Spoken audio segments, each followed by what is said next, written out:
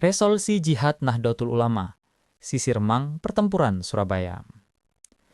Setiap kali kita memperbincangkan Hari Pahlawan, 10 November, yang terbayang di pikiran adalah wajah-wajah arek-arek Surabaya, pemuda tangguh yang berani mati melawan tentara sekutu demi mempertahankan kemerdekaan. Dalam memori kolektif kita terngiang suara Bung Tomo menggema lewat siaran radio pemberontakan rakyat Indonesia, membakar semangat rakyat Surabaya dengan pekik Allahu Akbar dan Merdeka. Jarang sekali kita berpikir bahwa sebagian besar pejuang itu bukanlah warga kota Surabaya. Banyak di antara mereka adalah santri, para murid pondok pesantren dari berbagai daerah di Jawa Timur. Mereka datang ke kota dengan penuh keyakinan dan semangat untuk berperang membela negara dan agama.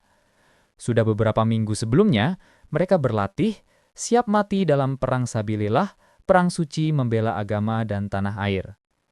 Mereka bukan tentara reguler, tetapi pasukan berani mati yang taat kepada para kiai. Dalam tradisi pesantren, kiai bukan hanya guru, melainkan juga panutan spiritual dan moral. Jadi, ketika para kiai menyerukan jihad, tidak banyak yang bertanya mengapa. Mereka langsung menjawab, siap.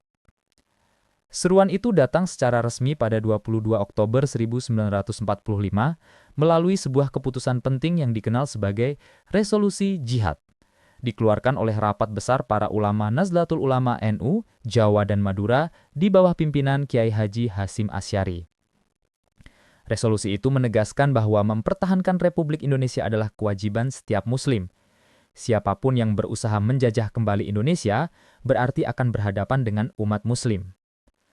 Dari sinilah gelombang besar santri bergerak menuju Surabaya. Mereka berangkat dengan niat perang suci mengusir penjajah. Banyak yang hanya membawa bambu runcing, parang, atau senjata rampasan Jepang. Tapi keyakinan mereka sudah cukup kuat untuk menembus ketakutan. Sebuah laporan The New York Times edisi 20 November 1945 menggambarkan pertempuran Surabaya sebagai pertempuran yang liar dan heroik. Dalam 10 hari pertama, diperkirakan 30 hingga 40 ribu orang Indonesia tewas. Para pejuang digambarkan menyerbu langsung ke arah senapan mesin Inggris tanpa mempedulikan nyawa sendiri. Bayangkan, itu baru 10 hari pertama, sementara gencatan senjata baru diberlakukan pada 29 November. Angka yang begitu besar itu menimbulkan pertanyaan, apakah ini sebuah kebanggaan atau justru tragedi kemanusiaan? Sejarah bukanlah gambar dua dimensi, apalagi pemaknaannya. Di satu sisi, kita mengagumi keberanian para pejuang muda itu, tapi di sisi lain, kita juga bisa merasa perih membayangkan begitu banyak nyawa melayang. Justru dari keberagaman pemaknaan itulah, sejarah mengajari kita tentang makna demokrasi, untuk belajar mendengar pandangan yang berbeda. Aspek lain yang perlu didalami, resolusi jihad bukan hanya soal perang, tetapi juga soal politik dan perbedaan cara pandang. Dalam salah satu bagiannya, NU menyebut bahwa mereka belum menerima perintah yang nyata dari pemerintah Republik Indonesia di Jakarta untuk menghadapi situasi yang genting saat itu. Bayangkan konteksnya, Jepang sudah kalah, Belanda berusaha kembali menjajah, dan tentara Inggris datang dengan alasan mengamankan tawanan perang. Tapi dalam pandangan rakyat, mereka justru membantu Belanda. Masyarakat di berbagai daerah sudah bangkit melawan kekuatan asing dan bahkan sudah ada yang jadi korban.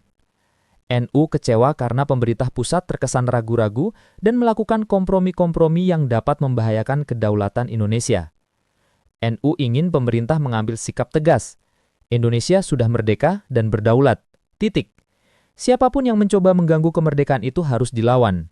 Tidak peduli berapa banyak dan hebatnya musuh, tidak peduli akhirnya menang atau kalah, perlawanan wajib dilakukan. Karena kemerdekaan dan kedaulatan bangsa adalah masalah eksistensial dan harga diri. Apalagi dalam pandangan NU, mempertahankan kemerdekaan bukan hanya tugas politik, tetapi juga perintah agama.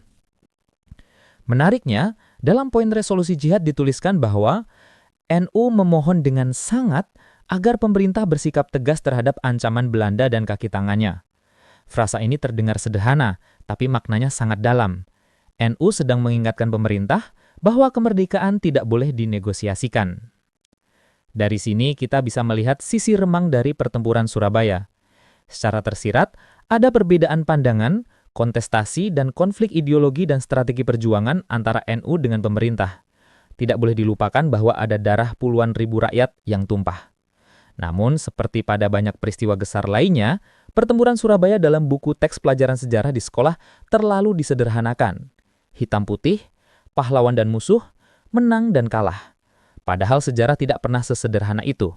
Ia adalah realitas sosial yang kompleks, dihiasi oleh warna-warni kerjasama, kontestasi, konflik, dan bahkan perang antar kelompok. Memahami sisi-sisi remang dari pertempuran Surabaya tidak berarti mengurangi makna kepahlawanan, melainkan justru memperkaya pemahaman kita tentang bagaimana kemerdekaan dan kedaulatan bangsa ini didirikan. Hanya dengan melihat sejarah secara utuh, termasuk bagian yang samar dan tidak nyaman, kita bisa benar-benar memahami makna kemerdekaan dan harga yang harus dibayar untuk mencapainya. Pembelajaran sejarah akan jauh lebih menantang kalau guru berhenti menjelaskan pertempuran Surabaya di depan kelas dan menggantinya dengan menghadapkan siswa pada berbagai sumber yang sama-sama valid tapi isinya berbeda dan bahkan bertentangan. Siswa akan memperoleh pemahaman yang lebih komprehensif tentang peristiwa yang dipelajarinya apabila mampu menyusun puzzle dari masa lampau menjadi suatu cerita yang utuh. Selain itu, dengan menginvestigasi sumber primer dan sekunder, mereka juga mengasah kompetensi berpikir sejarah, seperti membedakan opini dan fakta, serta mengidentifikasi kepentingan pembuat sumber sejarah. Guru dapat mengarahkan siswa untuk menginvestigasi resolusi jihad dengan berbagai pertanyaan, seperti 1. Siapa yang menerbitkan resolusi jihad? 2. Kepada siapa resolusi jihad ditujukan? 3. Alasan apa yang mendorong diterbitkannya resolusi jihad? 4. Mengapa digunakan istilah resolusi bukan fatwa atau maklumat? Apa implikasi politik penggunaan istilah resolusi pada masa itu? 5. Apa respons yang diharapkan dari diterbitkannya resolusi jihad? Terima kasih telah menonton. Jangan lupa subscribe, like, komen, dan share.